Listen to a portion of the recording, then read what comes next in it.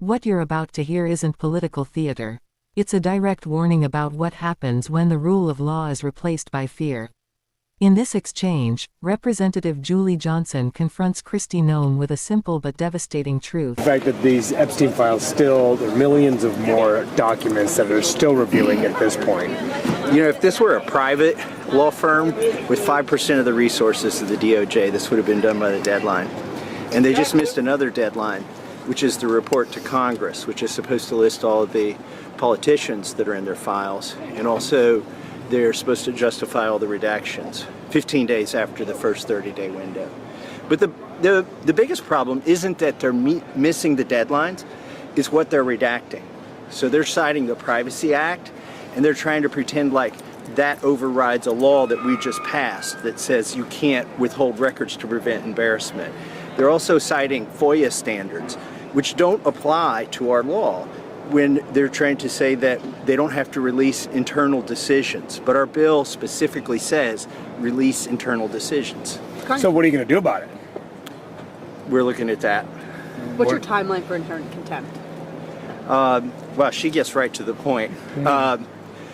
However we would do it, we would give the Attorney General a grace period in order to comply. I guess I meant, when do you plan to force a vote on it? Because it's privileged, you can bring it up to the floor essentially whenever you want.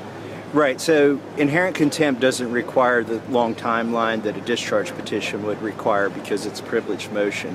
So we don't have to do it now in anticipation of later. Hopefully we don't have to do it, but when we feel like we need to do it, we'll do it. But it doesn't seem like you'd have the votes to succeed in this. You need, what, 2 votes? Right. With the slim majority? And who was the other Republican?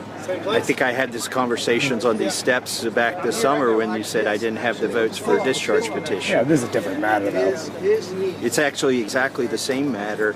It's just a different way of enforcing it.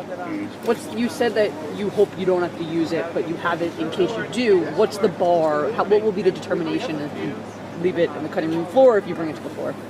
So the end game here has never been to get the files. The end game is to get justice and transparency. And even if they had met the deadline, they're avoiding that by citing laws and regulations that don't apply or have been obviated by this bill. So we'll see. Why do you think they're taking these steps to shield these documents from its release? I mean, they've never wanted to release the documents, in spite of what the vice president said during the campaign and the attorney general even after she took office. I think they're still trying to protect rich billionaires, politically connected people, and I think they're also trying to obscure the involvement of our own intelligence agencies in this. And I mean, this happened a little while ago, but it's the first time that you're back since the SDNY announcing that it had 1 million more files in its possession that it passed on to Main Justice. What do you make of that, and how do you think a lapse can happen in that sense of they just found 1 million more documents well after the deadline? Well, again, it's not about quantity.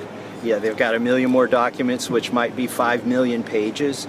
It's not about the quantity, it's about the quality of what they're releasing. And right now they are trying to release nothing, even while they release a large volume of material.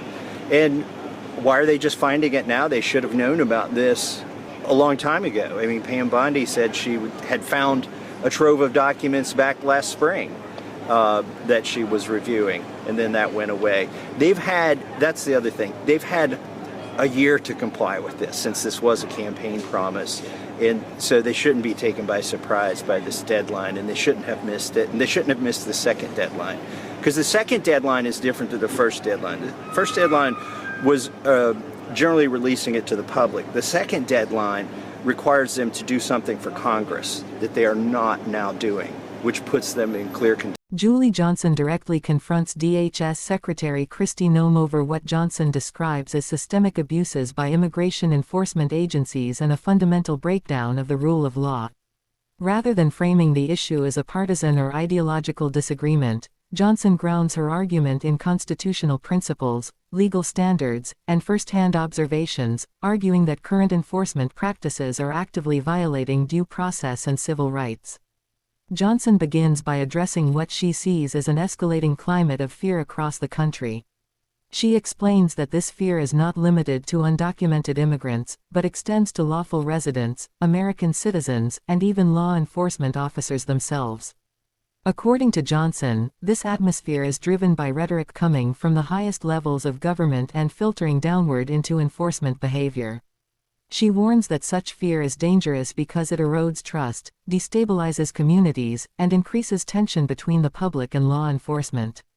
At the center of Johnson's critique is Secretary Noem's claim that DHS is restoring the rule of law.